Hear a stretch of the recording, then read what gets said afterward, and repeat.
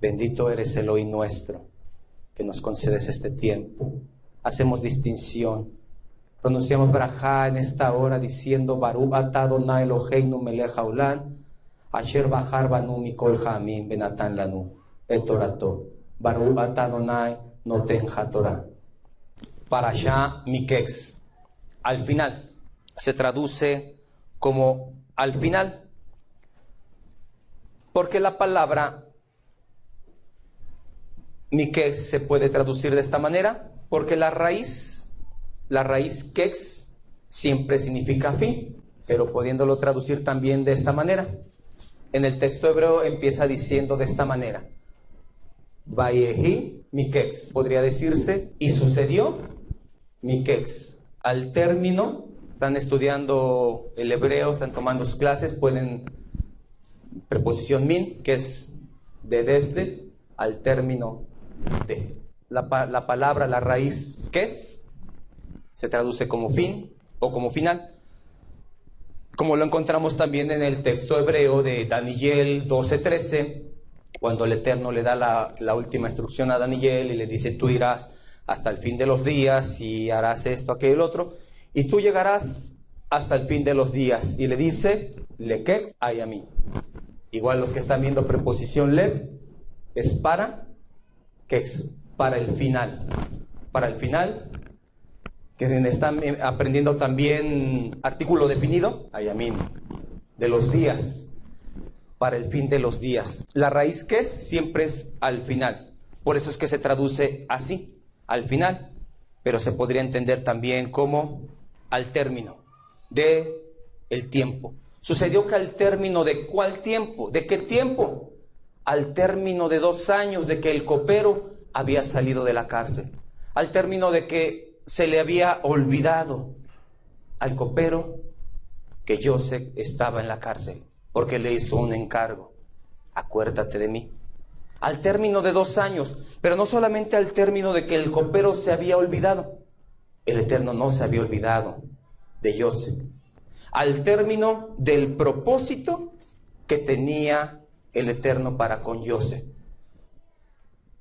porque se cumplía el tiempo de la travesía de Joseph, de su sufrimiento, de su fuerza, de todo el sufrimiento que estuvo fuera de su tierra y de su parentela. Miketz, al término de todo eso, ya se había concluido. Empieza el pasaje diciendo: al término de 2 años, he aquí que Faraón tuvo un sueño.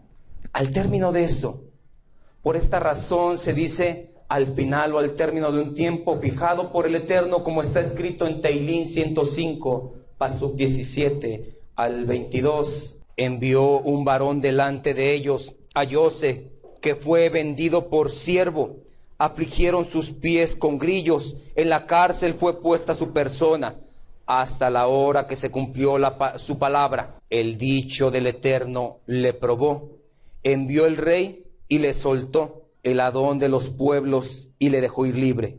Lo puso por señor de su casa y por gobernador de todas sus posesiones, para que reprimiese a sus grandes como él quisiese, y a sus ancianos enseñase sabiduría. Teilín 105, hasta el término, hasta que se cumplió, dice, afligieron, hasta la hora que se cumplió la palabra, el dicho de Yahweh, hasta el término. Es entonces, pero notamos que el pasuk 19 dice: y el dicho de Yahweh le probó. En algunas traducciones dice de esta manera: le probó, pero en el original hebreo encontramos la palabra Serafaú, lo purificó, encontramos esa palabra. Aquí dice le probó, pero le purificó. ¿Qué quiere decir con esto? Que las aflicciones, los sufrimientos, las circunstancias adversas nos purifican. No son solamente una prueba para mostrarle al Eterno nuestra lealtad, sino que nos purifican, nos sirven. Hay un gran contraste entre le probó y le purificó. Esto le fue malo a Joseph, esto le fue bueno, esto le purificó a él, esto lo preparó para poder permanecer en Misraim. para poder mantener su integridad allá. Esta circunstancia lo hizo purificarse. Esto le ayudó a Joseph. Pero encontramos la palabra hebrea, serafau, lo purificó.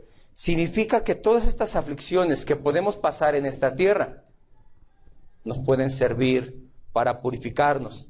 Aclaro, cuando estas aflicciones vienen de parte del Eterno. Porque cuando vienen aflicciones por causa de una vida desordenada, por causa de problemas en los que nosotros mismos nos metemos, eso no purifica. Eso simplemente es una consecuencia de nuestras malas acciones. Pero cuando vienen pruebas, cuando vienen aflicciones de parte del Eterno, son para purificarse. La vida la podemos ver de una fase o dos fases, de tres maneras la podemos ver. Joseph veía a sus hermanos despreciándole. Joseph veía a sus hermanos vendiéndole.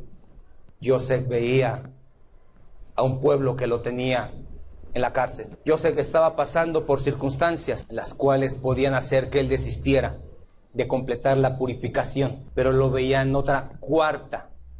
Hay un dicho por ahí, dicen que la tercera es la vencida, ¿no? Para el creyente no existe una tercera. Para el creyente, para el Bene Israel, siempre está la esperanza. Para el Bene Israel siempre espera en su Elohim. Ya miramos tres circunstancias. Bueno, me despreciaban. Bueno, ya me vendieron. Yo esperaba que después, con el tiempo, me empezaran a querer, pero no, me vendieron. Yo pensaba que ya en otra tierra probablemente me iba a ir diferente. Ahora estoy preso.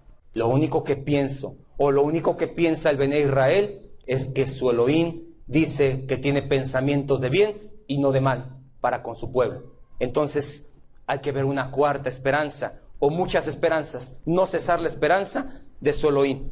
Continuando con la forma que el Eterno ocupó para llevar a José a la gobernatura, encontramos cómo José revela a Faraón lo que el Eterno apresuraba para ese país. Encontramos qué medio ocupó para poderlo llevar a la gobernatura de Misraim. Y después de eso, después de escuchar eso, Faraón ordena a Brej arrodillarse delante de José. No solamente lo llevó a la gobernatura, no solamente lo llevó a tener un lugar, sino que ese lugar se rindiese a él, a Brej, a arrodillarse. Ante José, toda la tierra de Misraim, Faraón nombró a José Saneah Paneah, el descifrador de sueños o de misterios. Le dio un nombre. ¿Acaso hay otro cuando él empieza a decir, bueno, ponte un varón prudente, entendido, que sepa hacer bien su trabajo, que haga esto, el otro, le empieza a dar instrucciones?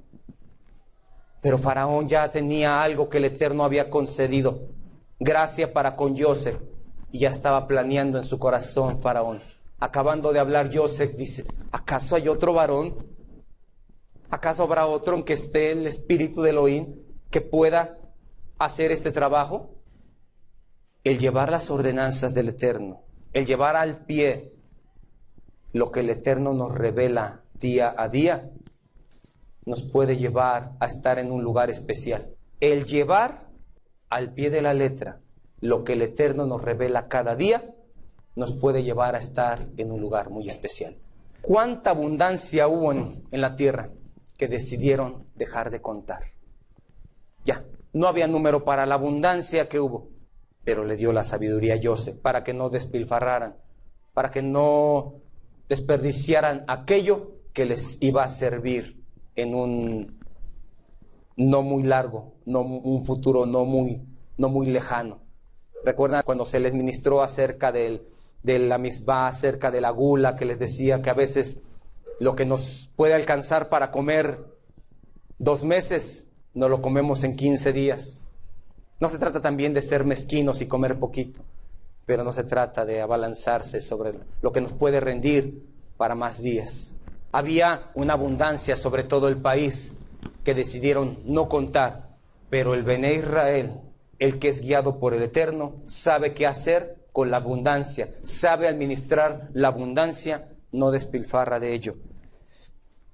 Y por fin se cumple el sueño de Joseph aquellas 11 estrellas. Se cumple el sueño de José, aquellas espigas que se doblaban, que se inclinaban a él. Sus hermanos vienen y se postran delante de él, reconociéndolo como Señor. Cuando llegaron de regreso a Israel, a su padre Israel, a Jacob, se refirieron el Señor de aquella tierra. El Señor de aquella tierra nos habló ásperamente. Se postraron delante de él. Se cumplió aquel sueño. ¿En cuánto tiempo? Pasaron casi 12 años para que aconteciese esto, o probablemente un poco más, porque a los 30 años José estaba en la gobernatura, pero después pasó el tiempo que vino el hambre. Pero nunca dejemos de desistir. No se trata de soñar, se trata de llevar a cabo los sueños que nos da el Eterno. Y el mayor sueño que nos ha dado el Eterno es estar con Él en la eternidad. No desistir a ese sueño que nos ha dado. Esperar aquel día de estar un día con Él. No desistamos de ese sueño. Un día, como José miró ese sueño, así nosotros también miraremos nuestro sueño. La aflicción que tenían que estaban pasando sus hermanos por medio de José, los llevó a reconocer el mal que habían hecho con su hermano. ¿Ya vieron el mal que nos vino por esto? En parte reconocían su error y en parte culpaban a Elohim. ¿Qué es esto que nos ha hecho Elohim?, decían. Las consecuencias de sus circunstancias que estaban pasando eran por el hecho que ellos cometieron con el tiempo. Siempre nos va a alcanzar nuestras consecuencias, sean buenas o sean malas. En este caso a ellos les estaba alcanzando, acusaban al Eterno. ¿Pero qué era lo que pasaba aquí? José no confiaba en sus hermanos. José que estaba probando a sus hermanos. José que estaba poniendo una prueba.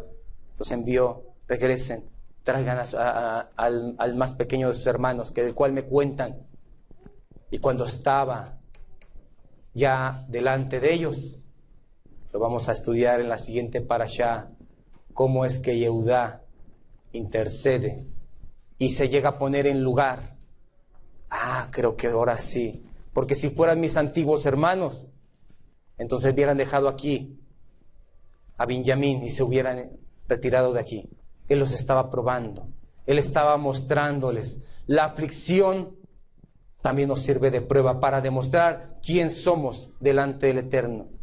Que seamos hallados en nuestra prueba, fieles delante del Eterno. Cuando venga una aflicción, seamos todos hallados fieles delante del Eterno.